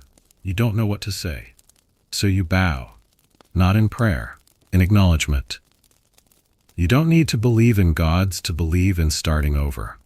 You take a candle from a tray, light it, and place it at the altar. The flame flickers wildly for a second before settling into a steady glow. You watch it, thinking, "That's me." You walk back through the market, your senses wide open. A woman washes vegetables in a metal bowl. The water ripples with a rhythm that feels ancient. A boy yells at his dog in 2 languages. A vendor slices tofu with the precision of a surgeon. Every sound is sharp, every color honest. You buy a bundle of scallions just because you can. Mainstream history never talks about this, the return of the senses. The slow, almost imperceptible reawakening of taste, of smell, of want. They document the fall, the crisis, the scandal, but not the quiet bloom that comes afterward. And it is a bloom. That night you find a letter slipped under your door. It isn't from your brother this time. It's from the landlady. You open it expecting something bureaucratic, but it's handwritten carefully. It reads, "You've changed. Quietly, but clearly. I don't know what you've been through, but I know you are not who you were. Stay as long as you need. M." You stare at it until the ink begins to blur in your vision. Not from time, from tears. You fold the note and place it next to your brother's letter in the back of your journal. Then you add to your list. 18. I am seen. You hadn't realized until now how deeply you craved that. To not just exist, to be witnessed. The next morning you do something bold. You write a sign. It says, "Journaling Group. No judgment, no reading aloud, just space." You pin it to a notice board near the public garden. No one comes the first day, or the second. On the 3rd day a girl shows up, maybe 16. She says nothing, just opens a small notebook and writes for half an hour. Then she leaves. You don't ask her name. You just smile. She returns the next day with a friend. Then an older man joins, a cook from the noodle shop, then 2 more. You don't speak much, just write. Together. And it's enough. Later that week, you see the matchstick girl again. She's sitting by the edge of the canal, legs swinging, humming a tune only she knows. She sees you, but doesn't move. You sit beside her. No words. After a while, she reaches into her pocket and offers you something new. A small, folded piece of paper. You unfold it. It says, "Now you're the light." You look up, startled, but she's already gone again. You press the note into your journal. 3 relics now. The matchstick. The incense, her message. That night, you light the 2nd stick of incense. You don't need it to remember. You just want to say thank you to whoever or whatever made it possible to wake up again. The scent fills the room. Not sweet, not bitter, just alive. You don't realize it's been 6 months until the girl from the garden says so. You're both sitting beneath a cherry tree that doesn't blossom, notebooks balanced on your knees, when she looks up and says, "You've been doing this for half a year." You blink. "Have I?" She nods without looking at you. "You showed up first, before anyone else, I remember. You looked not dead. Just folded. Folded." You almost laugh, but it's too accurate to be funny. You were folded, creased and silent, pressed down into something smaller than yourself. And now somehow you're unfolding, gently. A corner at a time. The journaling group has grown. 10 regulars, some new faces, some who drift in and out. You bring extra pens now. You started bringing tea too, not because you have to, because it feels right. Some days people talk. Other days you sit in silence and just let the city breathe around you. That silence isn't empty. It's full of stories that no one's ready to say aloud yet. But they will. In time. You've started to see yourself differently, even outside the garden. In windows, in reflections, in other people's expressions when they see you walk by. You're no longer invisible. You no longer walk with your head down. And the strangest part? You laugh now. Sometimes with friends, sometimes by yourself. The first time it happened, it startled you. The sound cracked open your chest like sunlight slipping into a locked room. You hadn't heard yourself laugh in so long. You forgot you could. Now, it feels like an old friend returned from war. You keep writing, Your journal is nearly full. You've added drawings now, of streets, of faces, of the river at dusk. You sketch without skill, but with presence. Each line says, I saw this. I lived this. One evening, you find yourself climbing the hill outside the city. You'd never had a reason to before. The climb is slow and your legs ache, but the view is worth it. Below you, the whole of Shanghai pulses.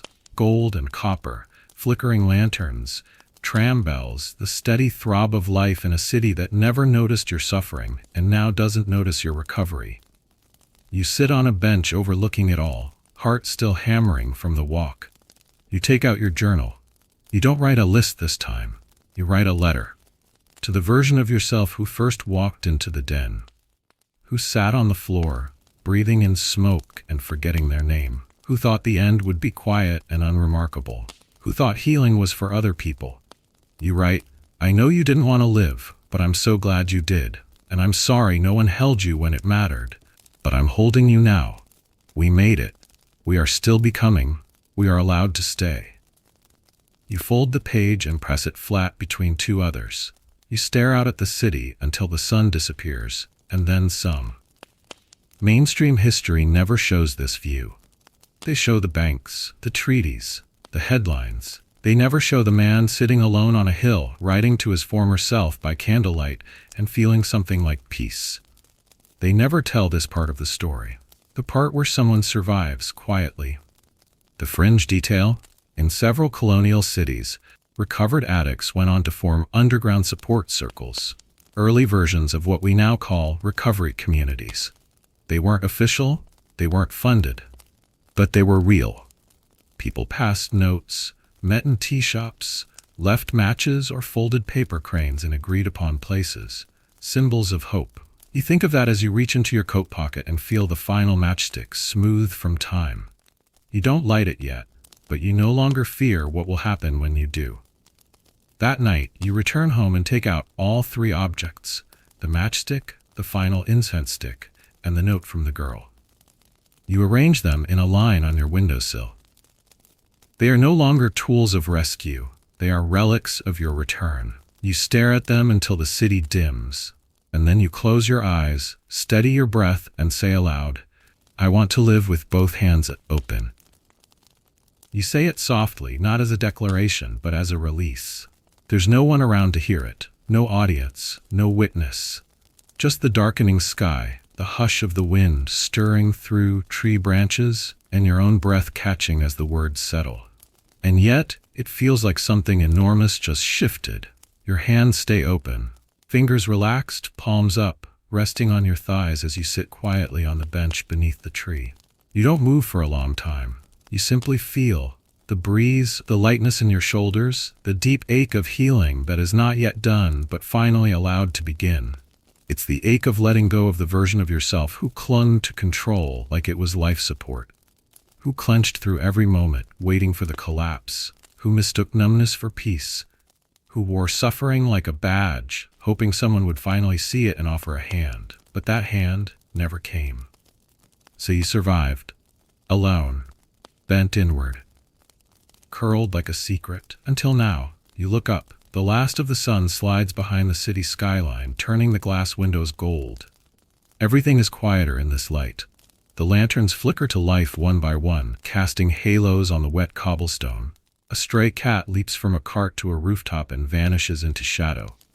The day is ending, but you are not closing. You rise from the bench and begin to walk slowly back toward your room. No rush, your footsteps echo, soft but certain.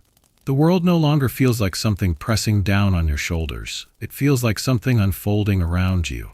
Each shop you pass seems smaller than you remembered, less threatening. Even the alley that once gave you chills, where the walls seemed to lean in, now feels neutral.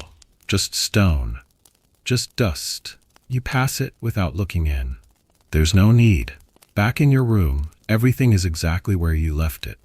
The coat hangs on the peg. The candle still sits on the sill, melted down to a stub. The journal is closed on your table, a pressed flower from last week tucked between the pages. And there they are, your three companions. The incense, the match, the note. Waiting.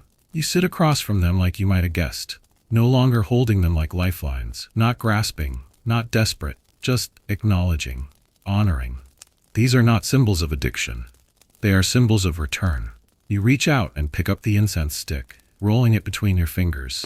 It's lighter than you expect, brittle with age. The final one. The first had been lit in grief. The second, in gratitude.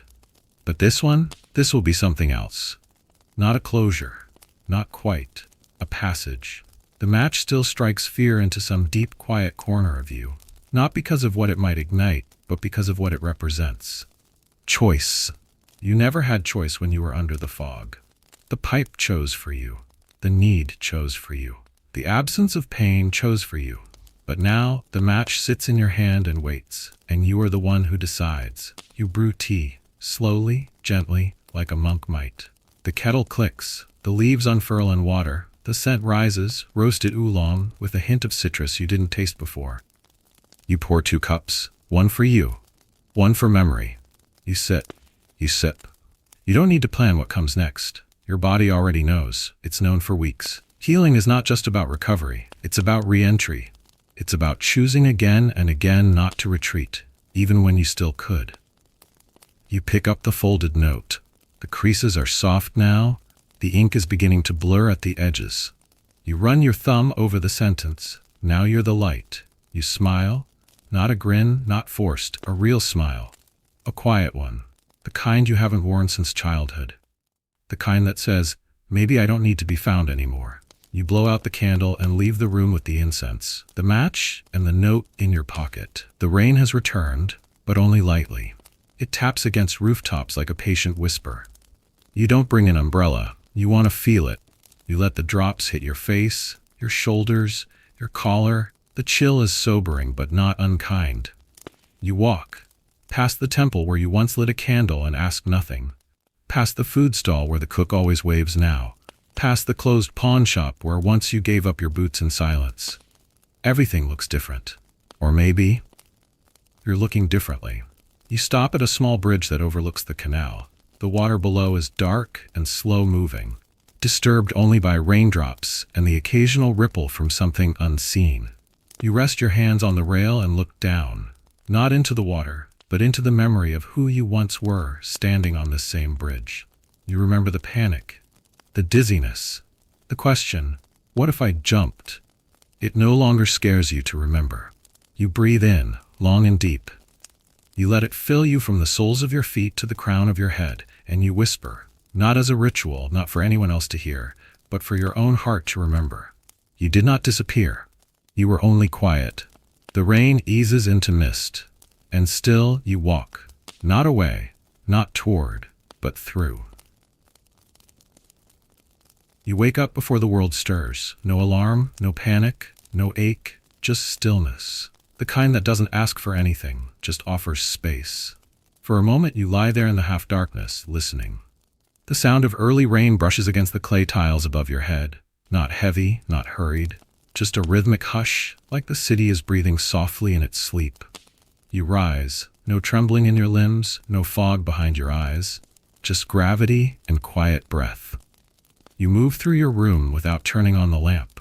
The sky through your window is a silver slate, smudged with the slow promise of light. Today is the day. You knew it when you laid down last night. You know it more clearly now. Today, you let go. You dress slowly. Not in ceremony, but with care. A clean shirt, your best jacket, the one you kept through it all, even when everything else went to the pawn shop. You shine your shoes, not perfectly, but with intention. You pause at the windowsill. The incense, the match, the folded note, your relics, your compass points. You lift them gently, one by one, wrapping each in a cloth handkerchief as if they were something sacred. Because they are. Not because of what they contain, but because of what they don't anymore. They don't carry desperation. They don't carry pain. They carry story. And story is what survives. You tuck the bundle into your coat pocket, right above your heart. It rests there lightly, not pulling you down, but holding you up. You step outside into the rain. The street is hushed, brushed in wet reflections of lanterns that still burn from the night. The shops are still shuttered. The sky is pale and wide. You take your time walking. Every footstep feels like a closing sentence, but not an ending. A transformation. You pass the bakery. A thin ribbon of cinnamon air slips through the doorway. The baker is already inside, kneading dough with slow, practiced hands. He sees you, offers a nod through the glass. You nod back. Nothing needs to be said. You cross the small plaza where you once sat shaking in the cold, convinced no one would ever see you again. Today, the plaza is empty, except for puddles and a single black umbrella left leaning against the fountain's rim. You don't take it. You want to feel the rain. Because this is what arrival looks like. You reach the canal just as the wind shifts. It blows across the water in long strokes, carrying mist and the scent of wet earth. The current moves slowly, pulling leaves and flower petals toward some unseen end.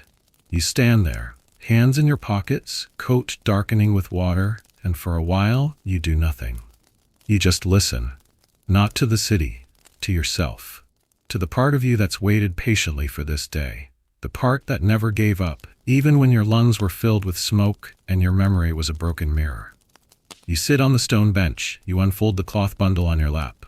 The incense, the matchstick, the note, all dry, all waiting. You take the incense first. You hold it like a question. Not, do I still need this? But, am I ready to thank it? Yes. You strike the match. The flame is small, steady, golden in the early light. You cup it in your palm and touch it to the incense tip. It catches immediately. Smoke rises, thin, fragrant, unhurried.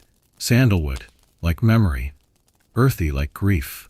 You plant the stick upright in the crack of the bench stone and watch as the smoke twists up and to the left, curling into the mist. Then you unfold the note. The same note that followed you from the worst night of your life to this one. The one you've read silently like a prayer, again and again. Now you're the light. The rain clings to its edges now. The ink is still legible, but fading. You press the paper to your lips. Then you hold it out over the water. You release it. It floats for a moment, resting gently on the surface. The ink begins to blur immediately, turning words into watercolor. The note spins once, twice, then catches the current. You watch until it disappears under the stone arch of the far bridge. You close your eyes, and you let the quiet settle over you. Mainstream stories rarely end this way. They want redemption to be loud, immediate, triumphant. But you know the truth. Real healing is quiet. It's soft and slow and often unseen. No one is clapping for you on this bench, but you are still here, still breathing, still you. You sit until the incense burns down to its stem. You gather the ash and brush it gently into the canal. The smoke, the flame, the note, all gone now. And yet, nothing about you has disappeared. If anything, you feel more whole than ever. More known to yourself and to the small, sturdy silence that has walked beside you this entire time. You rise. The walk back feels lighter. Like every step is a thank you.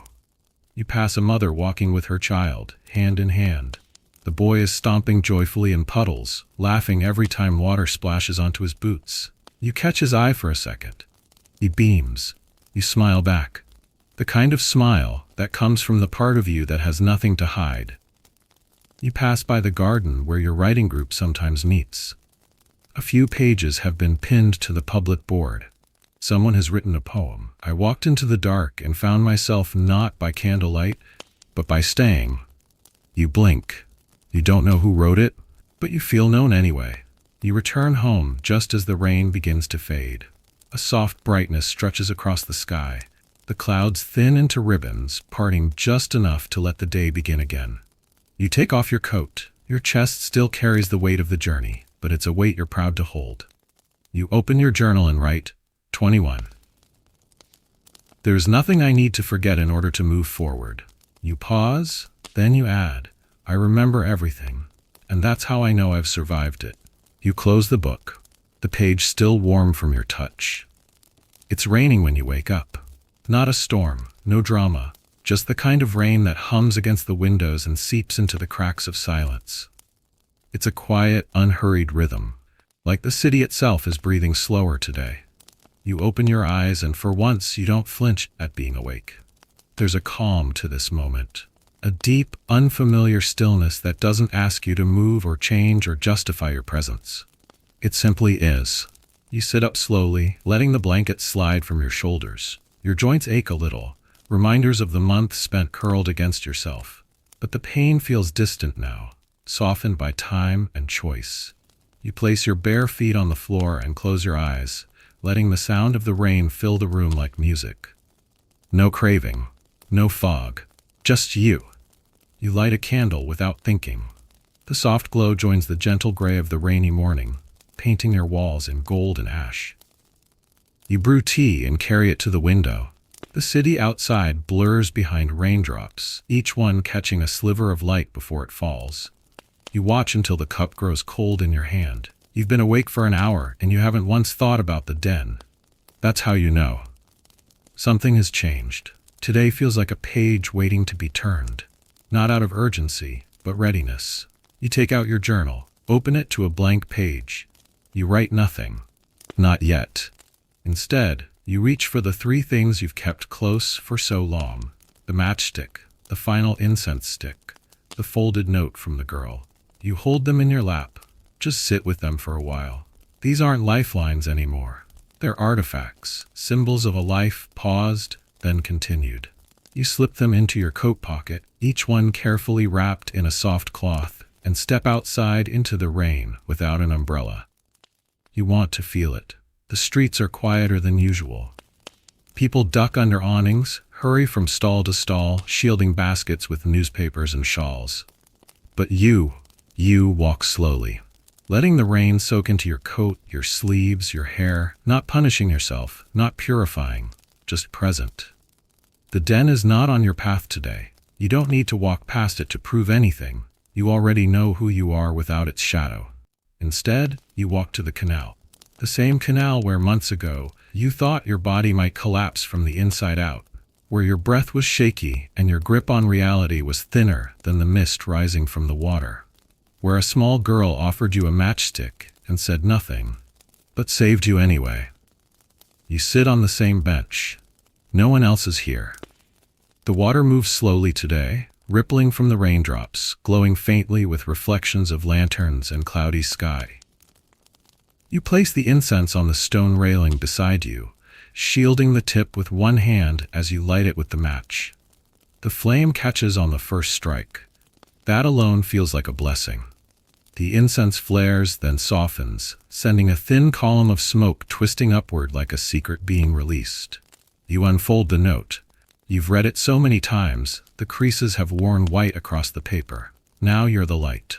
You close your eyes. Let the words settle. Let the smoke wrap around your wrists. Let the rain touch your skin like absolution. This is not a goodbye. This is a remembering. You stand, you fold the note again and tuck it gently into the water, just past the edge of the canal. The paper floats for a moment before softening, the ink beginning to blur and dissolve. The words disappear, but not from you. You watch until the paper is gone. Then you breathe. A breath without fear. A breath without apology.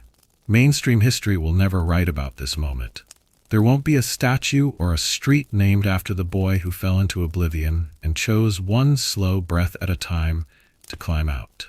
But that doesn't make it small. It makes it sacred. Because survival when no one is watching is one of the rarest kinds of grace. You turn and begin walking back, your steps slow, not from exhaustion, but from reverence. You feel the weight of the world again, but it no longer flattens you. It grounds you. You pass the old tea house. The owner sees you and raises a hand.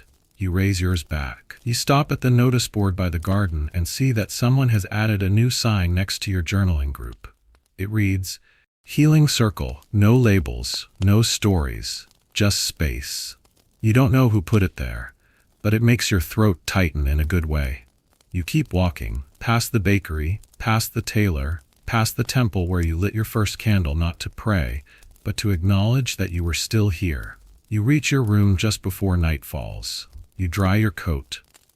Set the incense dish on the windowsill, the faint trail of smoke still clinging to the glass. You sit down and open your journal again. One final page, and you write 20. I'm not healing to return to who I was. I'm healing to become who I've never been allowed to be. You underline it. You press your fingers to the page, not to smudge it, but to feel it. That night, you sleep with the window cracked open, letting the last of the rain wash in. The candle flickers low. The matchstick, burned, the incense, ash, the note gone. You don't feel empty, you feel free. And when your eyes begin to close, you don't resist. You let sleep take you gently, slowly, like a friend who's finally come to stay. And now, as the final threads of this story settle into stillness, allow your breath to slow. Let your body grow heavy, like a book closed after a long, hard chapter. You've walked through shadows, through smoke, through silence. But you made it to the other side, not untouched but intact. Let the image stay with you now. A quiet canal in the rain, the slow release of old words into water, the scent of incense rising like a promise from your palms, and your own 2 feet, firmly on the ground, not floating, not fleeing, but staying. You are not a ghost. You are a survivor. You are the light. Let that truth rest on your chest like a soft weight. Let your mind ease into dreams that carry no warnings. Let your muscles uncoil, your breath deepen. Your story doesn't end here, but for now, you can stop turning the page. There's no rush. You've earned your rest. Sleep well, traveler. You've come home.